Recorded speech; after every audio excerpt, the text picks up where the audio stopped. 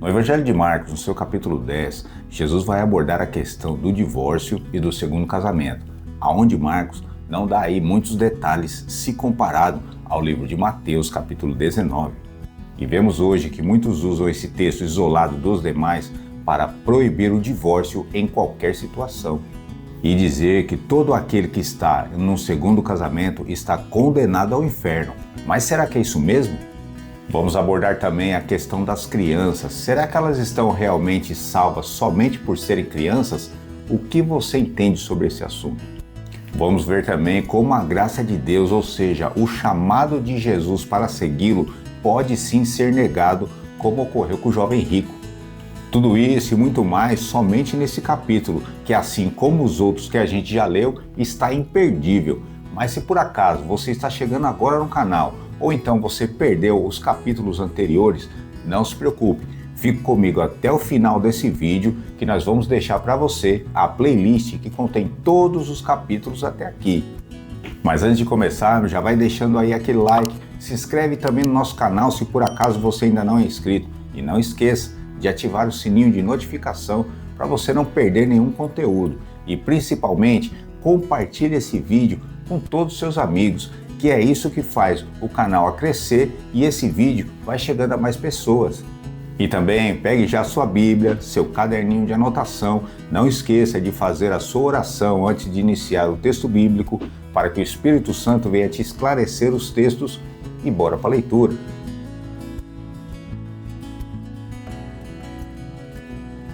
Já fez tudo, né? Então bora para a leitura. Vem comigo. Evangelho de Marcos, capítulo 10. Levantando-se Jesus, foi dali para o território da Judéia, além do Jordão. E outra vez as multidões se reuniram junto a ele, e de novo ele as ensinava segundo o seu costume. E aproximando-se alguns fariseus, o experimentaram, perguntando-lhe: é lícito ao marido repudiar sua mulher? Ele lhe respondeu: que vos ordenou Moisés? Tornaram eles: Moisés permitiu lavrar carta de divórcio e repudiar. Mas Jesus lhes disse: por causa da dureza do vosso coração, ele vos deixou escrito esse mandamento. A lei ao qual Jesus e os fariseus estão debatendo é essa aqui. Leia comigo. Quando um homem tomar uma mulher e se casar com ela, então será que, se não achar graças em seus olhos, por nela encontrar coisa indecente, far-lhe-á uma carta de repúdio e lhe dará na sua mão e a despedirá da sua casa.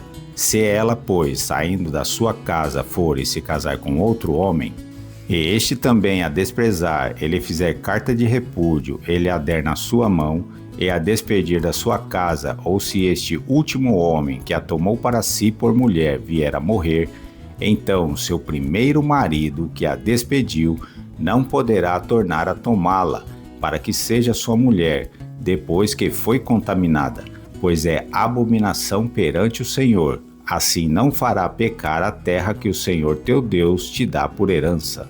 Note que essa mulher se divorciou e casou com outro, ou seja, na lei não existe essa proibição para o segundo casamento.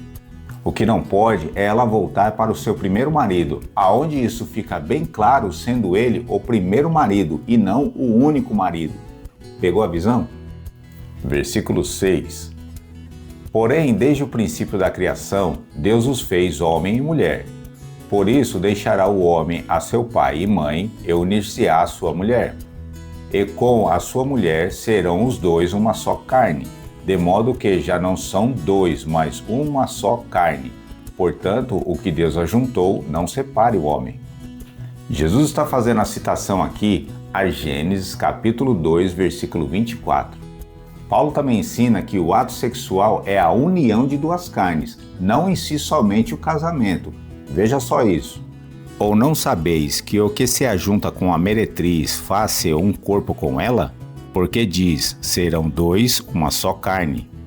Portanto, o ato de ser uma só carne está na união sexual do casal, não propriamente num termo de casamento feito lá no cartório. Isso apenas formaliza o casamento em termos legais.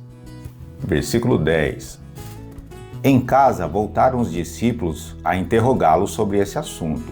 E ele lhes disse: quem repudiar a sua mulher e casar com outra, comete adultério contra aquela. e se ela repudiar o seu marido e casar com outro, comete adultério. Muitos se valem dessa passagem de Marcos, que não explica aí muitos detalhes, para dizer que Jesus está proibindo o divórcio em qualquer situação. Mas lembra que aprendemos que Jesus não veio quebrar nenhuma lei, muito menos modificá-la, mas sim nos ensinar como devemos cumpri-la? Lembra que acabamos de ler a lei que está escrita em Deuteronômio capítulo 24? E lá não está proibindo o divórcio, muito menos o segundo casamento. Portanto, formalizar uma opinião somente naquilo que Marcos está dizendo aqui, na minha opinião, se torna uma desonestidade teológica e muitos pagarão um preço caro por isso. Mas para você entender melhor esse tema, eu sugiro que você estude os textos do Antigo Testamento que fala tudo a esse respeito e também como os judeus interpretavam cada um desses textos. Também leia o que Paulo ensinou em suas cartas sobre esse tema e principalmente como Jesus se comportou diante desse problema, como ele agiu com as pessoas que passavam por isso. O texto paralelo a esse é Mateus 19, que tem uma explicação melhor. Você que nos acompanha desde lá, você já tem a resposta, né?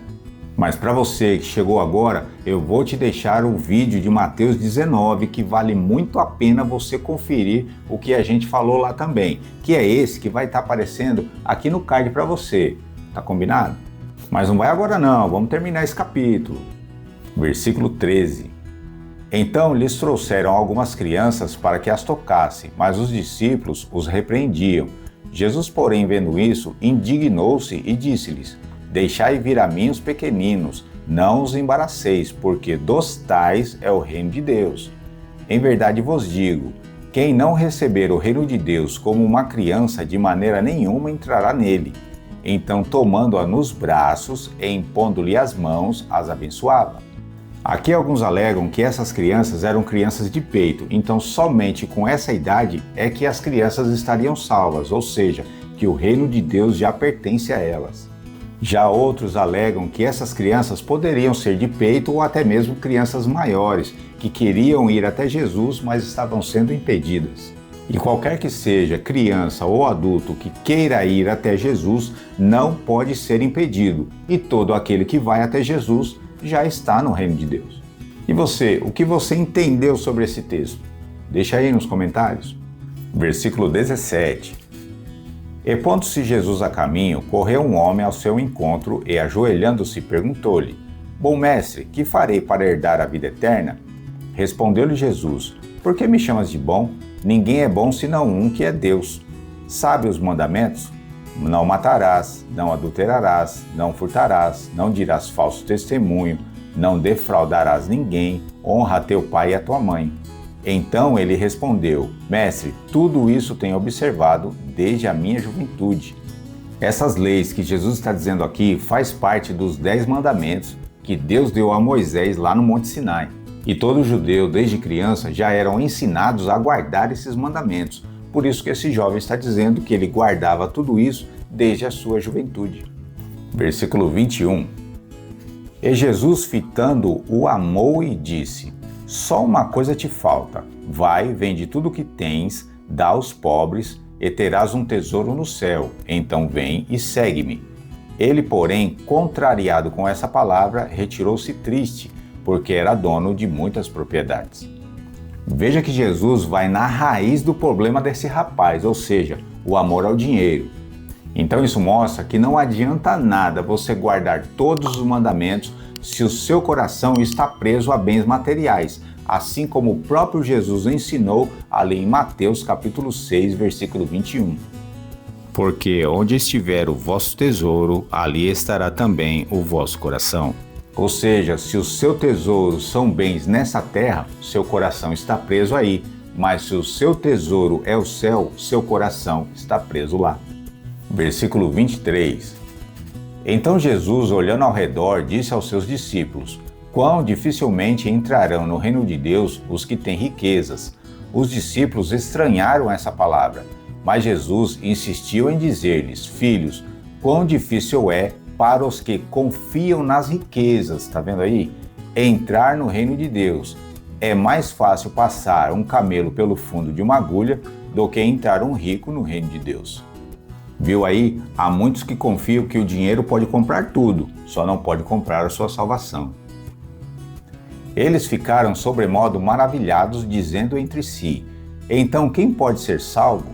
Jesus, porém, fitando neles o olhar, disse: para os homens é impossível, contudo não para Deus, porque para Deus tudo é possível.